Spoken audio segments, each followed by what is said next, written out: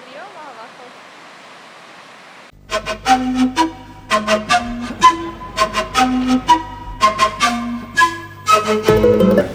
Manuel Francisco Merino Pozo. Soy Scarlett León Pinet y tengo 55 años. Bueno. Hola, soy Sebastián Andrades, Macaya. Explorar el oscuro capítulo de una dictadura es adentrarse en las sombras del poder absoluto, donde la libertad desaparece y la voz del pueblo se silencia. La historia y la memoria no contrastan entre sí, sino que se complementan con los recuerdos colectivos y la identidad, a través de evidencias y análisis. Así, la memoria es subjetiva y diversa, vinculada a las experiencias, y la historia es una búsqueda de explicaciones con objetividad y estudio sistemático. Más allá de hechos históricos, se busca comprender las heridas abiertas que perduran y la lucha por la verdad y la justicia en un territorio marcado por el temor y la resistencia. ¿El golpe militar ha provocado un cambio en ti y en tus puntos de vista? Por supuesto, un cambio, y no tan solo en mí, un cambio generacional.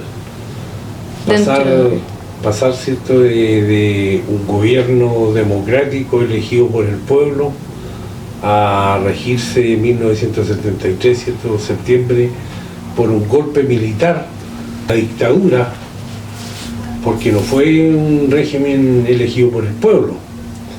Por lo tanto, obviamente que provoca cambios, y un cambio generacional, porque ustedes tienen que pensar que no tan solo implicó un tema en el país, sino que tuvo un fondo, ¿cierto?, internacional.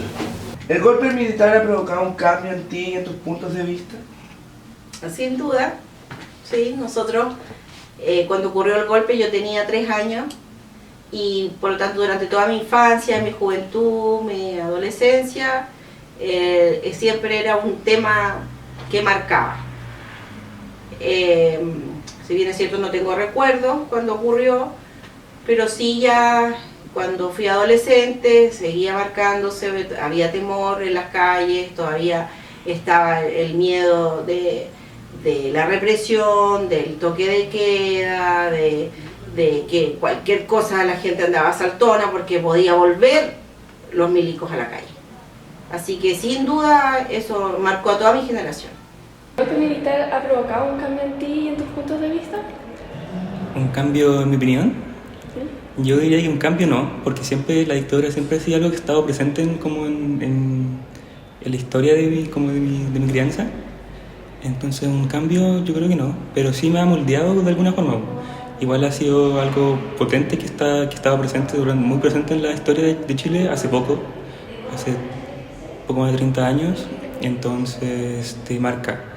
Y como que desde siempre el hecho de que mucha gente como que no tenga tanta empatía por ese tipo de cosas, como que me ha moldeado harto políticamente, y eso me ha llevado quizás a tendencias políticas más opuestas al golpe de Estado, claramente.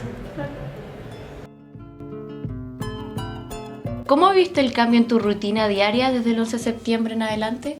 Bueno, el cambio normal, les insisto, pasar de un gobierno democrático a una dictadura, indudablemente implicó muchos cambios.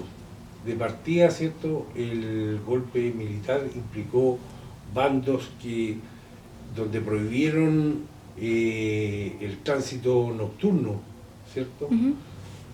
A las 21 horas nosotros teníamos que estar todos en casa, no se podían reunir grupos mayores a 5 personas.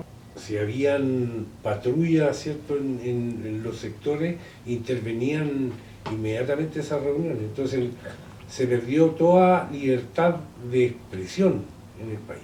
¿Cómo fue crecer en el contexto de golpe militar? En mi caso particular, nosotros fuimos bien protegidos por mi familia, entonces nosotros no notábamos mucha diferencia en el diario vivir.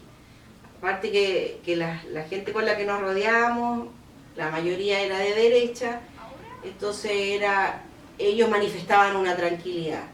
Pero yo tenía varios amigos, familias de izquierda, y ellos lo habían pasado mal, y por lo tanto yo tenía muy claras cuáles eran los dos puntos de vista que se estaba tratando ahí. Porque por un lado tenía una amiga que tenía su familia militar y por el otro lado tenía una amiga que su papá era del MIR y que había sido detenido y torturado y todo eso.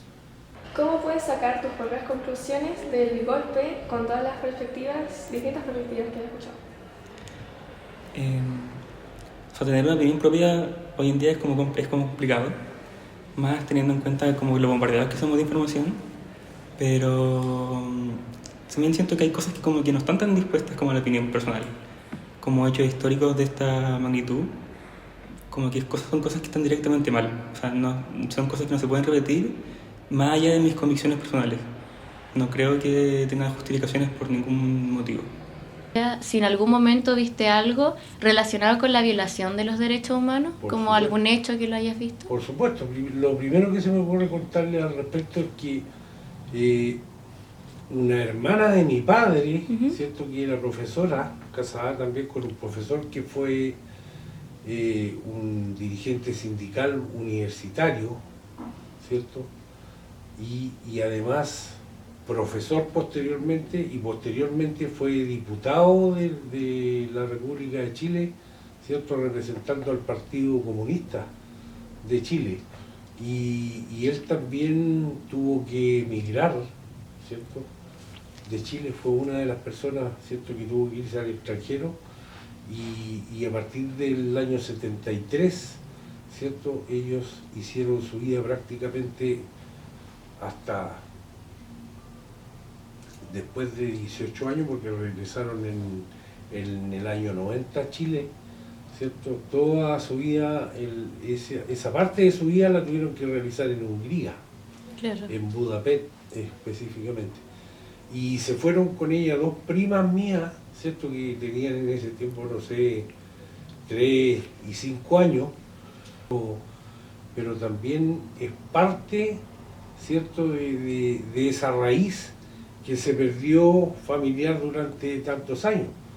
Y así como en el caso mío, un montón de casos más a nivel nacional, que perdieron sus padres, hermanos, tíos, madres, abuelos, abuelas. Eso. ¿Participó en alguna movilización por la libertad de su adolescencia? En la adolescencia no, pero sí en la universidad, 19, 20 años. Y ahí cuando yo entré a la universidad, el rector de la Universidad de Concepción era militar y por lo tanto todavía había mucha represión.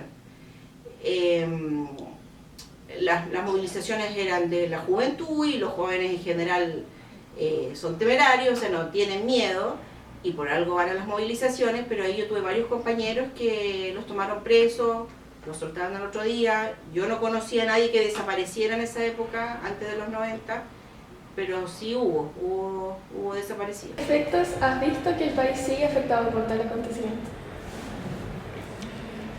En muchas cosas, o sea, directamente este año tenemos elecciones presidenciales y como todas las elecciones que viví, que tampoco han sido muchas, siempre el ambiente se transforma como muy radical, como que estuviera siempre como al borde de explotar, como son dos bandos muy marcados, lo cual no creo que se dé en todos los países.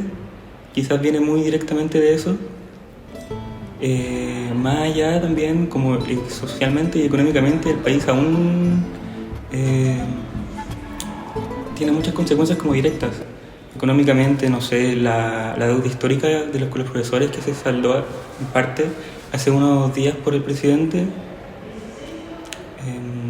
Socialmente, no sé, la AFP también, que son un tema constantemente que está en boca de todos, y no sé qué más, pero eso, principalmente. Bueno, después de ver las 3 entrevistas podemos decir que hay puntos en común como también diferencias.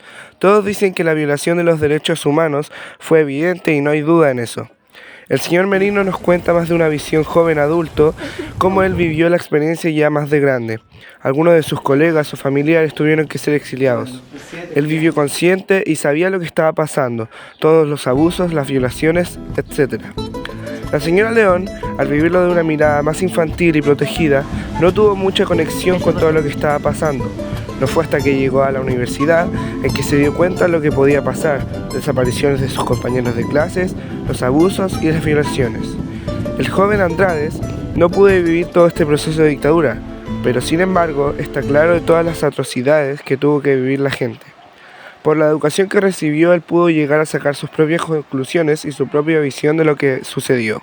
Vamos a hablar de un tema que por el dolor se suele ocultar. La dictadura cívico-militar chilena fue una de las más importantes y violentas de Latinoamérica, marcando la historia del país y la región. Políticos actuales afirman que el golpe de Estado era inevitable. ¿Era inevitable? ¿Inevitable la muerte de un niño, un obrero o la violación de una madre? Vivimos con una herida abierta, una herida que sigue presente en nuestra historia, que todavía no cicatrizará hasta que se reconozcan las atrocidades que siguen ocultas. Porque aún faltan personas, faltan verdades, faltan historias que solo se recuperarán si mantenemos vivo el deseo de encontrarlos. Solo podremos avanzar cuando todos coincidamos que siempre se podrá evitar, que los derechos humanos no son una opción al gobernar, porque un país sin memoria es un país sin futuro.